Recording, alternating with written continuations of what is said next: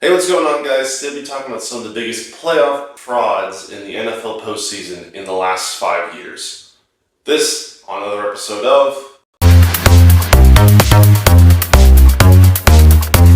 So before we get started, I guess we should talk about a little bit what I mean by playoff fraud. I'm talking about teams that make the postseason, are one of the highest, most highly thought of teams in the NFL of that season, and then they fail in some spectacular fashion as soon as they reach the playoffs.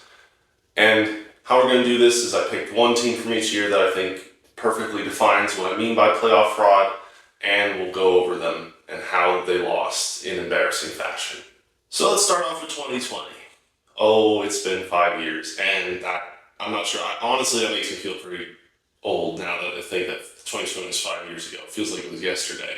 And from 2020, we have the Pittsburgh Steelers. I don't think it's any surprise why I picked them. They were 11-0 in the regular season before things started to go wrong. But considering they only won one of their last 5 games, and this was the last season, of course, before the NFL expanded to the 17th game, I think everyone was looking at them like they were going to still be pretty good in the playoffs. Big Ben had been playing decently well that season, and they were going against the Cleveland Browns. And, of course, the Pittsburgh Steelers wide receivers made it very well known what everyone thought of the Browns in the playoffs. This was the Browns' first time in the playoffs in a long time. And the Browns are the Browns. So they should clearly not at all be able to stand up to the Steelers in this wild card game. Except they did. And it was embarrassing. The Steelers got off to a 28-point deficit almost immediately due to some hilarious mistakes made on offense for that team and defense, because the Browns were able to punch in a few of those created opportunities. And when you're starting a wild card game down 28 points, and it wasn't that long to get to that point, like most of the game was still left, so it doesn't take much. By the end of that game, the Browns were pretty much on autopilot. They didn't need to try all that hard. And the Steelers, while they made the score look respectable, when you realize how the Browns and the Steelers got to that final score, you start to understand how badly the Steelers screwed up this game. So moving on to 2021, we have the Dallas Cowboys. Now, the Dallas Cowboys in the postseason in 2021 went up against the San Francisco 49ers. And this game would surely be the game for the Cowboys to win. They had looked great all season. They hadn't really made all that many mistakes. And, they're playing at home, so what could go wrong for Dallas? Well, as it turns out, a lot can go wrong. And they had a chance to win. They were driving with the clock running down. And with time running down, instead of throwing the ball away, doing a Hail Mary, Dak Prescott scrambles. Now, he gets them within range for a Hail Mary for another play when he slides. But he slid a little too late. And with not enough time to properly get the ball snapped and clock it, to stop the clock, time runs out, and Dallas is eliminated. And that was hilarious. A simple mistake like that should not happen.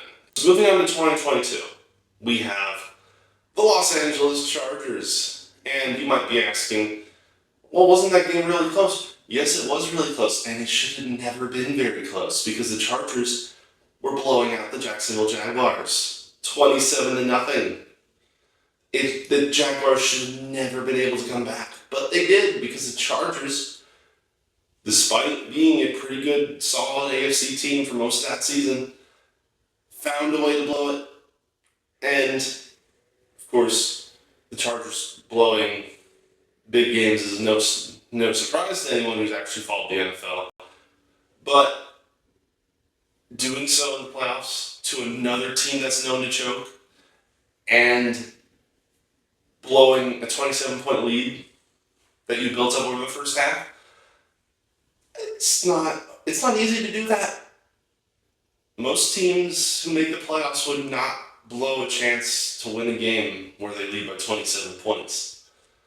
And especially up against a 9-8 team like the Jacksonville Jaguars were that year. They were AFC South winner, and AFC South winners tend to not be the best teams ever.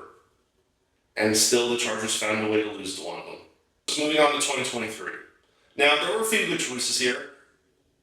I could have bashed on the Cowboys again. They had an embarrassing loss to the Packers.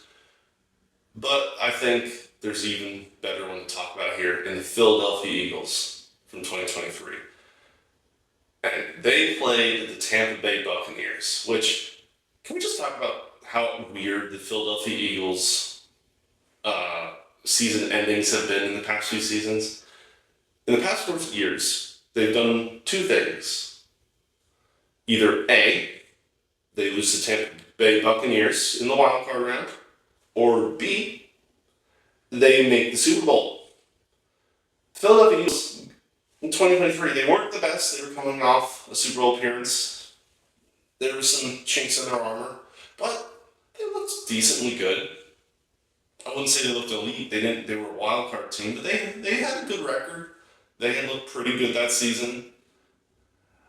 There obviously were some questions, but it's Tampa Bay. It's Tampa Bay Buccaneers, and they didn't look the best either. So the Philadelphia Eagles should be able to win this game, right? They were coming up. Had just been in the Super Bowl season prior. Jalen Hurts had still looked pretty good. They had a bunch of pieces they brought in over the offseason. And the Tampa Bay Buccaneers just dismantled this supposed NFC contender thoroughly over the course of that game, winning it by a crazy 32-9 victory. So finally, we go to 2020, the 2024 playoffs. And here we find the Minnesota Vikings. There were a few options this year. The Detroit Lions, they blew it as the number 1 NFC seed against the Washington Commanders. And the Packers got destroyed by the Eagles, although the Packers were the 7th seed, so it's not really that embarrassing. They were already coming in as the weaker team. But I don't think any team failed nearly as badly as the Minnesota Vikings did against the Los Angeles Rams. Because the Vikings were a 14-win team. They were, until the last regular season game, in contention for the first overall seed in the NFC. And with that being said, they came into this game, they were favored, I think. I think back then they were favored, if I remember correctly. And the Rams weren't even playing at home.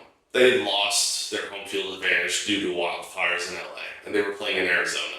So the Vikings come into Arizona against the Rams, and that game went bad for them immediately.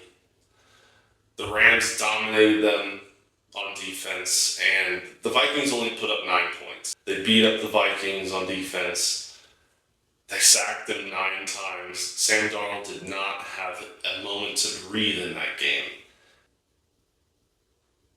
With that being said, guys, please like, share, subscribe down below. Let me know what you think, and I'll see you next time.